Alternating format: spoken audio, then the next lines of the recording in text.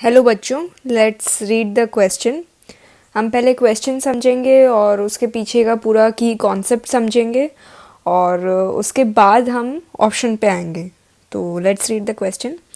Assume a thylakoid is somehow punctured so that the interior of the thylakoid is no longer separated from the stroma. This damage will have the most direct effect on the following processes.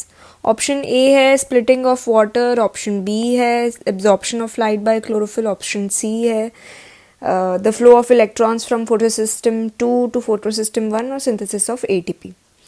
सबसे पहले हम ये समझते हैं कि plants में photosynthesis के लिए दो तरीके की रिएक्शंस होती हैं, जिसमें से एक है लाइट रिएक्शन और दूसरी है डार्क रिएक्शन।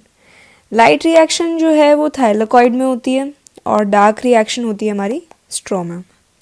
अब थाइलाकॉइड में मिलते हैं हमें पिगमेंट सिस्टम्स, PS1 PS2 ये सब पिगमेंट सिस्टम्स होते हैं जहाँ पे होता है ट्रांसफ़र ऑफ इलेक्ट्रॉन्स।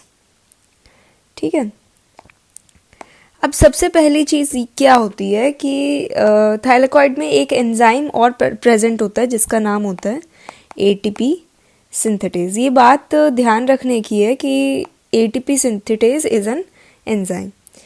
क्या होता है थाइलाकॉइड में कि electrons transfer from PS2 to PS1, electron transfer occurs from PS2 to PS1। ठीक है, इस प्रोसेस में क्या होता है, इलेक्ट्रिकल न्यूट्रलिटी मेंटेन करने के लिए जो हाइड्रोजन प्रोटॉन का ट्रांसफ़र होता है वो स्ट्रोमा से ल्यूमेन की तरफ होता है। तो H+ ions are transferred from stroma to lumen. Okay, जब ये होता है तो H+ आयंस का ट्रांसफ़र करने के लिए फोटोलिसिस ऑफ वाटर अकर्स। तो फोटोलिसिस से क्या होगा, फोटोलिसिस ऑफ वाटर अकर्स जिसमें क्या होगा, H2O जो है वो H+ आयंस और ऑक्सीजन आयंस में कन्वर्ट हो जाएगा। ओके,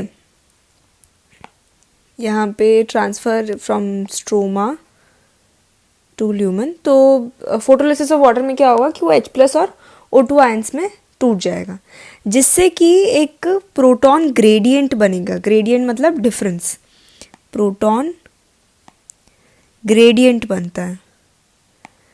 अब क्या होगा कि H+ आयंस जो हैं बैलेंस आउट करने के लिए वो ल्यूमेन से, H+ आयंस बैलेंस आउट करने के लिए ल्यूमेन से स्ट्रोमा में आएंगे। तो H+ आयंस ट्रांसफर फ्रॉम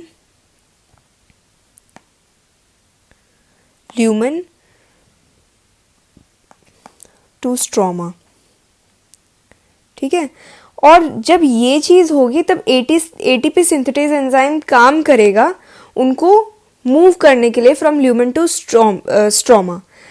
और इसी प्रोसेस में क्या होता है कि ATP बनता है। तो H+ ions transfer from lumen to stroma and ATP synthetase come in use. ठीक है, तो जब ये चीज़ होती है, जब वो ल्यूमेन से स्ट्रोमा में आते हैं, H+ आयंस जब ल्यूमेन से स्ट्रोमा में आते हैं तब बनता है फॉर्मेशन ऑफ ATP। तो अब अगर हम, ये सारा की कॉन्सेप्ट था फॉर्मेशन ऑफ ATP, ये सारा की कॉन्सेप्ट था। अब हम क्वेश्चन एक बार फिर पढ़ते हैं। तो क्वेश्चन कह रहा है कि assume thylakoid is somehow punctured so that the interior of thylakoid is no longer separated from stroma. This damage will have most direct effect on which of the following processes.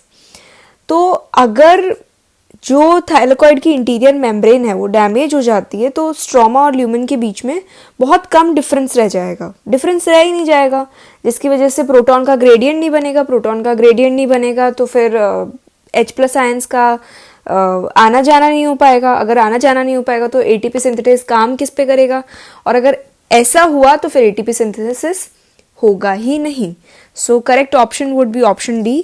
I hope आपको ये समझ में आया होगा and all the very best for future. Thank you.